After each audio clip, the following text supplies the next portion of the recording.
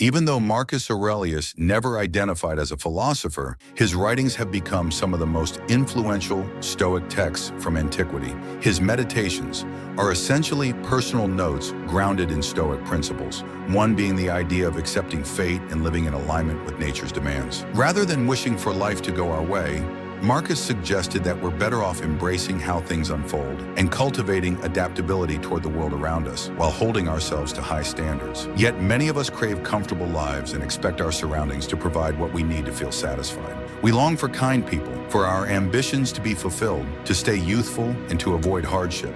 Often we're dissatisfied with our bodies or our innate talents and resist accepting our flaws. Put simply, being human, especially in today's world, involves a lot of wanting and very little accepting of things we can't change. But the more we demand from the universe, the more vulnerable we become to disappointment. Despite our efforts, chances are we'll encounter unkind people, fall short of some ambitions, run into adversity, and definitely not escape aging. When we let these inevitable experiences distress us, we become victims of our environment, emotionally at the mercy of its unpredictability. In Meditations, Marcus consistently reminded himself to welcome fate exactly as it is and to live well regardless of the situation. This video dives into why it's wiser to cooperate with the universe rather than resist and try to change it. Quick note, if you're looking for more Stoic insights, check out the book Stoicism for Inner Peace, a collection of my works on staying centered and calm. You'll find the link in the description. Number 1, accepting other people. Let's say someone makes an insulting joke about you or someone you care about. How would a Stoic respond? Would they get angry?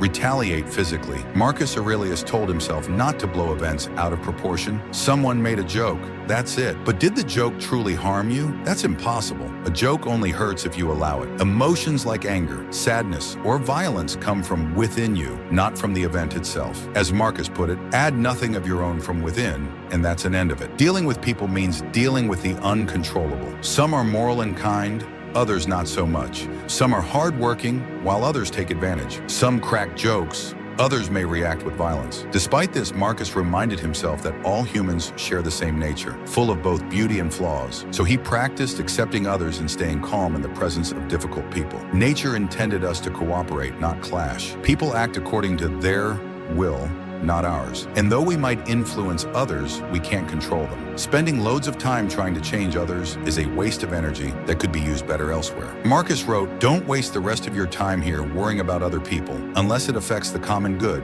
it will keep you from doing anything useful. You'll be too preoccupied with what so-and-so is doing and why and what they're saying and what they're thinking and all the other things that throw you off and keep you from focusing on your own mind." Number 2, accepting transience. From ancient philosophers to mighty empires, everything eventually returns to dust. Marcus compared children to leaves. They sprout in spring, then get swept away, and new ones take their place. He was deeply conscious of how fast things that seem important fade into history. Even the most revered figures of the past, emperors, sages, are now nothing more than names in the wind. As Marcus wrote, "Forget everything else. Keep hold of this alone and remember it. Each of us lives only now, this brief instant. The span of life is tiny, as is the piece of earth we live it on. Even great fame is just a fragile whisper, passed around by short-lived figures who barely understand themselves, let alone the dead they admire." This may seem grim to some, how quickly life ends, but it's also freeing. Many chase eternal youth or fear death deeply,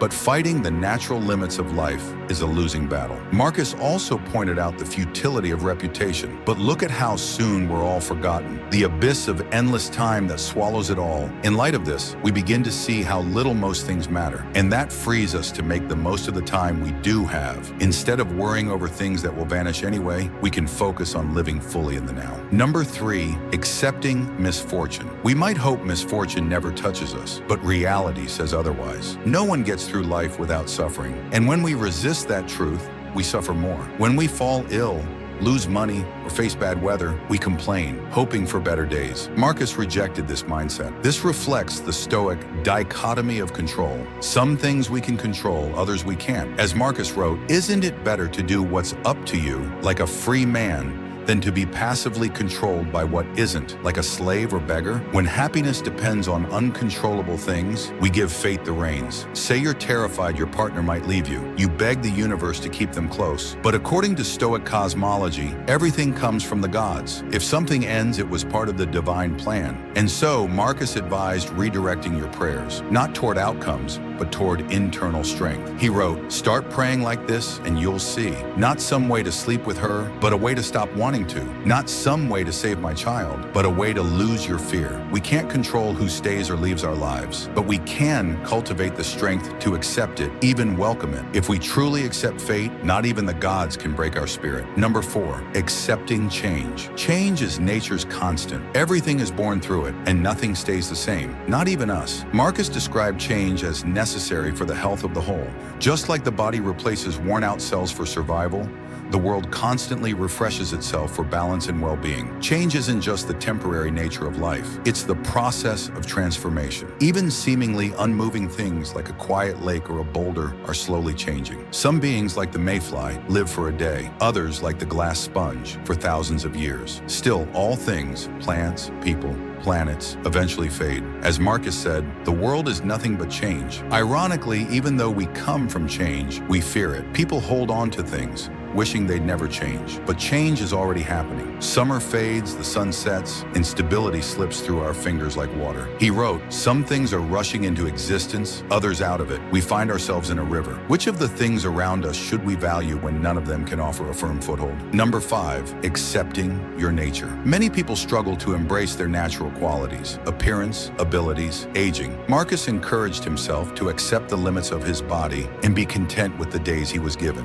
He reminded himself of his place in nature and that he was meant to live in harmony with it. Some people are stronger, others smarter. While we can improve, we all have natural limits. So we can either fight to become something we're not, or we can lean into our strengths and thrive. A defining trait of human nature is our ability to reason. This sets us apart from animals and gives us the power to override emotion and instinct. Marcus gives an example. People find pleasure in different ways. I find it in keeping my mind clear, in accepting and welcoming everything I see. Thanks to reason, we can choose clarity. We can spot the desires and fears that lead to misery and refuse to be ruled by them. Accepting what's outside our control, no matter how unpleasant, is not just wise, it's rational. Thank you for watching.